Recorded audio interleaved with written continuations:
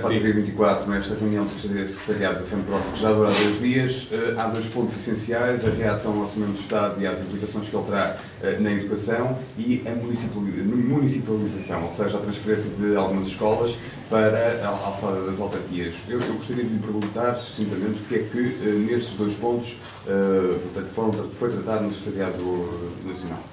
Sucintamente, aquilo que podemos fazer agora em direto é dizer que em relação ao Orçamento do Estado ele é mais do mesmo, ainda agravado, ou seja, hoje confirma-se, e o próprio Ministro da Educação ontem na Assembleia da República não conseguiu dizer de forma diferente, que há um novo corte na educação, um corte violento de muitos milhões de euros, que são de facto, e olhando para ali, 704 milhões de euros mais 26 milhões de euros no ensino superior, que o Sr. Ministro depois consegue ir reduzindo até chegar aos 219 milhões de euros. Bom, mas todos conhecemos como o Sr. Ministro da Educação é ótimo em cálculo matemático, portanto percebemos também que este tipo de contabilidade, por vezes, é uma contabilidade que não é correta. Aliás, iremos em pouco de falar um pouco sobre isso e sobre os mapas até que foram ontem apresentados. Relativamente à municipalização, o que iremos falar é de facto, sobretudo no sentido de alertar os professores, de alertar também as comunidades e de alertar a população em geral, para uma negociação absolutamente secreta, e é disso que se trata, que tem vindo a decorrer entre membros do Governo, representantes do Governo e de algumas autarquias, e o problema é que o secretismo é de tal ordem que, se nos perguntar exatamente quais são, não conseguimos dizer, sabemos que são à volta de uma dezena.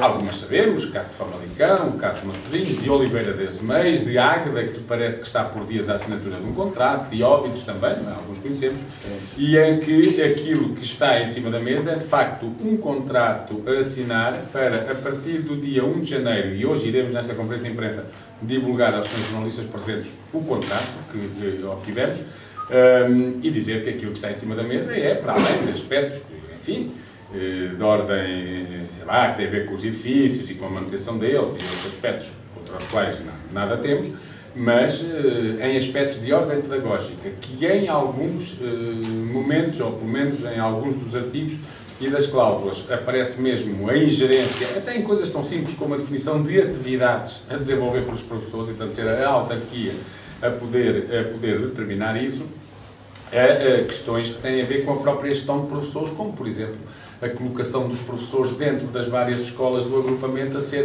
definida pela autarquia. Mas neste momento é o que acontece com o primeiro ciclo. Acontece com... Não.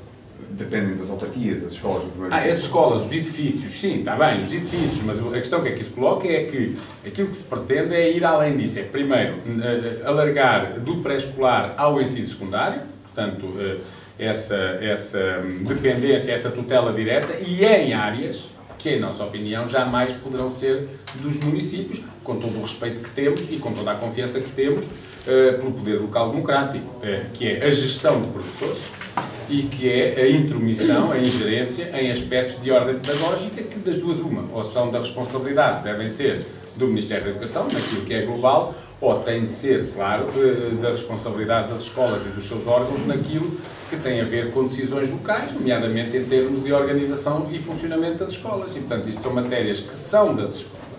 E não se pode estar permanentemente, como acontece neste país, a falar na necessidade de reforçar a autonomia das escolas e, em cada esquina, a encontrar novas tutelas para as escolas e, portanto, a eliminar na prática aquilo que é a capacidade das escolas de decidirem em função daquilo que são as suas necessidades. O que é que a FEMPROF está disposta a fazer para contrariar essas intenções? Para já, a primeira coisa que nós entendemos é que isto tem que ser público, é que não podemos continuar a discutir um aspecto que é tão relevante para o futuro do sistema educativo em Portugal numa sala fechada e reservada a 3, 4 pessoas e, portanto, como se os professores não tivessem que ser ouvidos, como se as comunidades, os pais encarregados de educação e demais comunidade não tivessem que ser ouvidos, e como se isto fosse uma negociata ali em gabinete fechado. Portanto, não é. Portanto, o que nós queremos, sobretudo e no primeiro lugar, é um esclarecimento completo dos professores e que os professores saibam exatamente o que está a acontecer e exijam conhecer os termos dos contratos que estão a ser discutidos.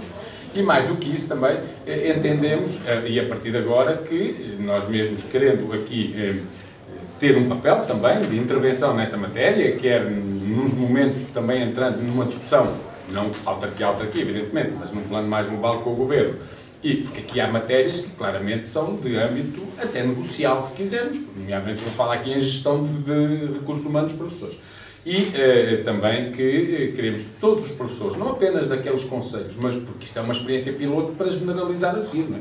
Que todos os professores tomem conhecimento do problema, estejam devidamente conscientes do que é que está para acontecer e iremos promover e lançar já hoje uma petição a nível nacional dirigida ao Sr. Primeiro-Ministro, dirigida ao Sr. Ministro da Educação, dirigida aos presidentes, para já, das câmaras que têm ou vão tendo envolvimento neste processo e dirigida à própria Assembleia da República, porque pensamos que também no âmbito da Assembleia da República este debate tem que ser feito. Aliás, ainda ontem se perguntava ao Sr. Ministro da Educação o que é que está a acontecer em torno desta matéria, porque este secretismo, e a resposta foi zero. Portanto, essas são matérias... Quais serão as consequências previsíveis de uma reforma deste ano?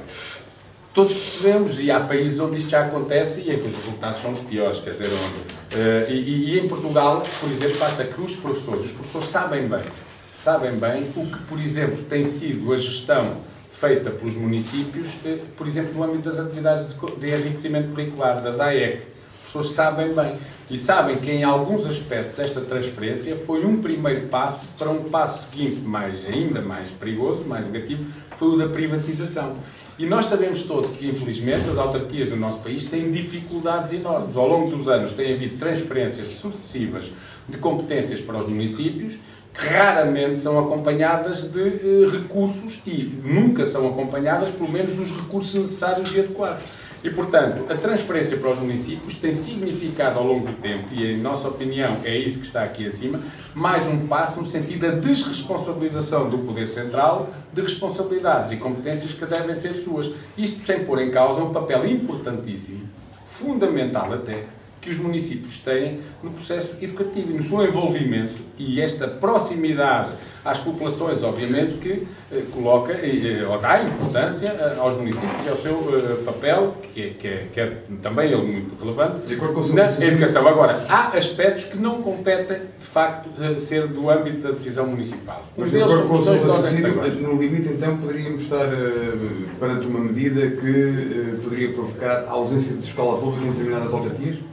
Poderia, eventualmente, porque aquilo que nós sabemos e que já conhecemos em alguns casos em que isto está a ser discutido, aliás, nem precisamos de ir mais longe, basta ver que, por exemplo, vamos pôr entre aspas, formadores em alguns concelhos, nomeadamente, por exemplo, no caso de Oeiras, formadores, neste caso, formadores de opinião e de aceitação deste processo, para que os municípios vão por este caminho, é o atual diretor executivo da Associação dos Colégios Privados, onde, naturalmente, a intenção que existe também aqui nisto é, a partir daqui, naturalmente, que nós percebemos que as autarquias procuram esse caminho também, é considerar que tudo o que existe no âmbito de um determinado concelho, seja público ou privado, é a mesma coisa e que, portanto, a gestão, a distribuição de alunos por um público ou por um privado é exatamente o mesmo, é a resposta da rede de conselhia que ali existe.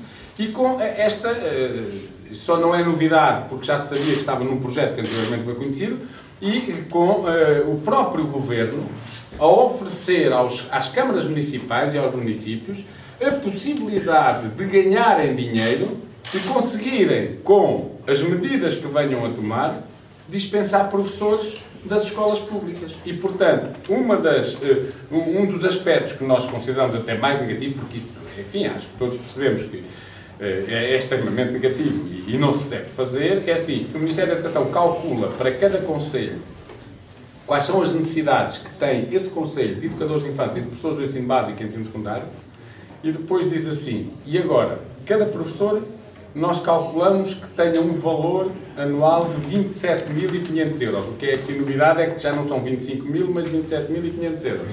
E, por cada professor dos que nós achamos que são necessários ao concelho, por cada professor que conseguirem dispensar, e como é que se consegue dispensar? Consegue-se dispensar, por exemplo, dando aos municípios, que está no projeto, a possibilidade de fazerem eles a gestão de colocar os professores dentro do concelho na escola que lhe interessa. Consegue-se, por exemplo, dando aos municípios a possibilidade de decidir como é que vai fazer a distribuição de rede e, por exemplo, tirando mais alunos para os colégios privados do que mantendo nas escolas públicas. E assim conseguem reduzir o número de professores que à partida seria necessário ali. Por cada um que consigam reduzir, o Governo paga 50% de 27.500 euros, que é qualquer coisa como, está aqui o número, 13.594,71 euros, que é quanto vale para cada município reduzir um professor. Se reduzir 10, são 130.000 euros. Quer dizer, está a dizer-se aqui, nós sabemos as dificuldades que muitos atravessam, está a dizer-se aqui a municípios, a câmaras municipais que têm problemas gravíssimos neste momento para conseguirem dar resposta àquelas que são as suas responsabilidades, e são já muitas, em diversos domínios. Aliás, sabemos que alguns dos municípios portugueses estão à beira, não é de insolvência, mas quase, não é? São em situações dificílimas. E, portanto, vem-se dizer, olha, os senhores aqui têm até uma forma de financiamento extraordinária. Peguem lá nos professores, reduzam lá o número. Portanto, repare, não passam o vínculo dos professores para a Câmara, não passam a ser funcionários da Câmara, não passam, mas passam, contudo, a Câmara a poder tomar as medidas necessárias para pôr na rua professores e ainda ganhar dinheiro com isso. E nós sabemos que as escolas portuguesas, aliás, os números ainda ontem vinham nos jornais, nos últimos 3 anos, portanto, desde que este governo é governo, desde 2011 a 2014, as escolas públicas portuguesas perderam mais de 34.000 professores. O número vinha ontem na comunicação social, passaram de 174.000 para 140.000, números redondos, perderam mais de 34.000. Não contente com isto, e portanto são pessoas que perderam, aliás é curioso, porque às vezes diz isto tem a ver com a quebra do número de alunos. Não tem. A quebra do número de alunos neste espaço de tempo que eu agora falei foi de 6,1%, e a quebra do número de professores foi superior a 19%, foi quase 20%, portanto, mais que triplica a quebra do número de alunos. Portanto, a maior parte das medidas que levaram a que se reduzissem professores foram tomadas pelo Governo e não resultou da quebra do número de alunos. Mas, insatisfeito com isso, o Ministério da Educação agora ainda vai dizer, bem, mas isso pode ir mais longe. Dá-se aos municípios e os municípios, como precisam de dinheiro, arranjam forma, definem estratégias que permitam pôr fora docentes e a partir daqui ainda ganham com isso 13.000 e tal euros por cada um que consigam. E, portanto, isto de facto, nós todos percebemos que não é um processo sério de municipalização.